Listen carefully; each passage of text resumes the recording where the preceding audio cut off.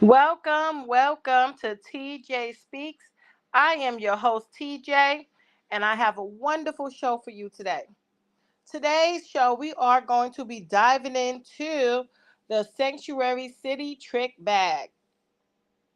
I know many of you have heard of the ongoing situation of Chicago, and I wanted to touch on that because I happen to notice something very sneaky going on in Chicago under Mayor Brandon.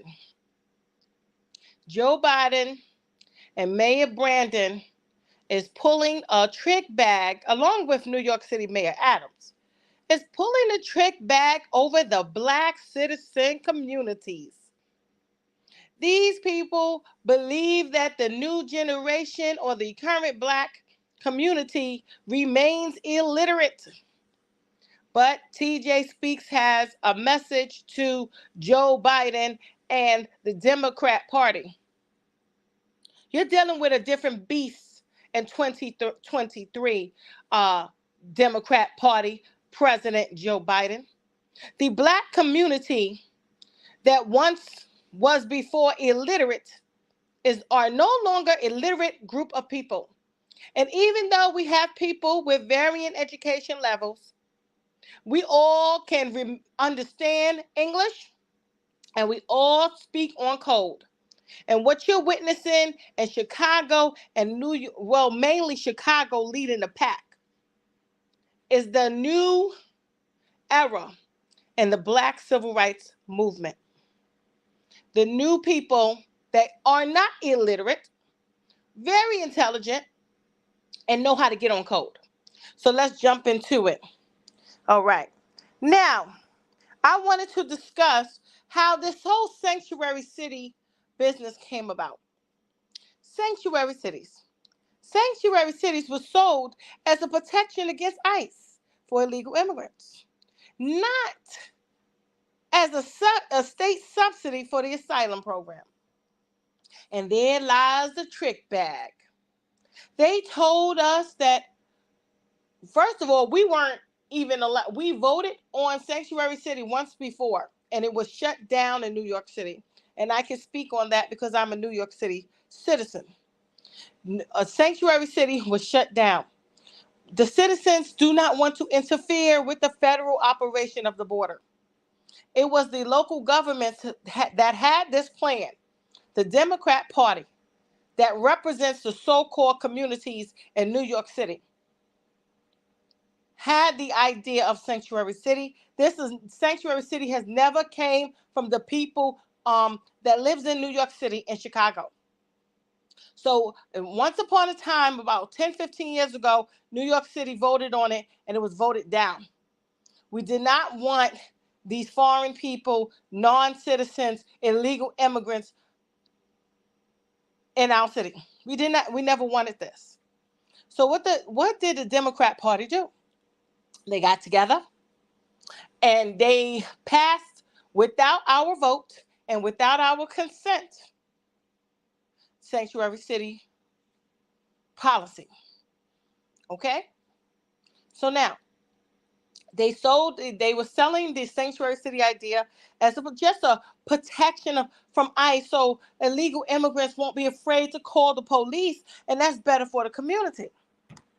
But as you and I know, all of a sudden, Sanctuary City has turned into the black citizens and the community at large having to finance their asylum program, the federal asylum program. Now, why on earth are our local officials and mayors volunteering our services and our funds and our resources are being volunteered to subsidize President Joe Biden's mishandling of the asylum program? These people think we're stupid. And I wanted to prove it to you because I have an audio on how they originally sold the trick bag of sanctuary cities. Okay, so let's go. Let's get it. We wanted to take a closer look at what a sanctuary city is. Emery is going to explain. I am. Part of the issue with trying to define a sanctuary city is that it can mean a variety of different things depending on the place. So, broadly speaking, it can be defined as cities, counties, or states with laws dictating how much local jurisdictions can cooperate with federal immigration officials. So there are 11 states that have made themselves sanctuary states and hundreds of cities and counties that have their own range of policies. For example, Chicago, they have a so-called welcoming city ordinance. And that means that they do not ask about immigration status or use that to deny city services. Officials also are not allowed to provide immigrations and customs enforcement support. And then there is Clayton County. That's in Georgia. It has a much narrower definition. Officers do not honor ICE requests to detain migrants for deportation. So many sanctuary city laws revolve around ICE detainment requests. Okay, I wanted to pause that audio right there. You heard the lady from, I believe this is CBS News. Okay, she is reporting that the sanctuary city was about the ICE detainment. Now, how the hell did it turn into the black communities and the other local communities at large, and the poor white communities, and the other citizen communities paying for asylum program? Now, you heard it there first. They said the sanctuary city has something to do with ICE. They never mentioned anything, and in the documents that's on the city council website on NewYorkCity.gov has no mention of the citizens being forced to subsidize the asylum program, the federal asylum program. Okay, so these people are pulling a trick bag on the United States citizens. We are not supposed to be subsidizing a federal asylum program. I'm going to continue the audio. Essentially, when you're arrested and you're booked for a crime, law enforcement takes your fingerprints, and then those fingerprints are automatically sent to federal databases, including one ICE maintains for unauthorized immigrants. Now, ICE can send a detainer request to ask local police to hold a person until the agency arrives. At sanctuary cities, however, they do not enforce those requests. That's the difference. So, why would a city do this? Well, mostly, it has to do with obviously ensuring immigrants feel comfortable reporting and cooperating with criminal investigations. If someone's worried about deportation for themselves, their family, their friends, they are much less likely or willing to assist the police. For some cities, though, it's also about the financial costs of assisting ICE. Federal officials are not required to reimburse local law enforcement for the cost of housing individuals awaiting deportation. You heard that? You heard that? The federal government is not required to reimburse the local and city officials for housing. Now, look at what we got here, folks. You got City Mayor Brandon Johnson voluntarily housing illegal immigrants. And you just heard the lady say, guess what? The federal government is not required to reimburse because these people are here illegally. And the states are not set up to subsidize the federal asylum program. And this is the trick bag that President Joe Biden and Mayor Brandon Johnson is in the bed together. Okay, cheating and scamming the citizens of Chicago and New York City, because Mayor Adams is also volunteering the state and the local city funds to house asylum program recipients. This is what we call illegal, because President Joe Biden does not want to go to Congress and request the funding for 10 million asylum applicants. He doesn't want to do it because he will be impeached. President Joe Biden is supposed to be impeached, allowing 10 million applicants that you cannot afford. What is that called? Gross negligence? Malpractice? Incompetence on a very extremely large scale. Here we are in a situation where the president of the United States is accepting 10 million asylum applicants that he cannot afford. And the trick bag is to ship them off to the local cities who's unprepared for this situation. We're unprepared legally and financially.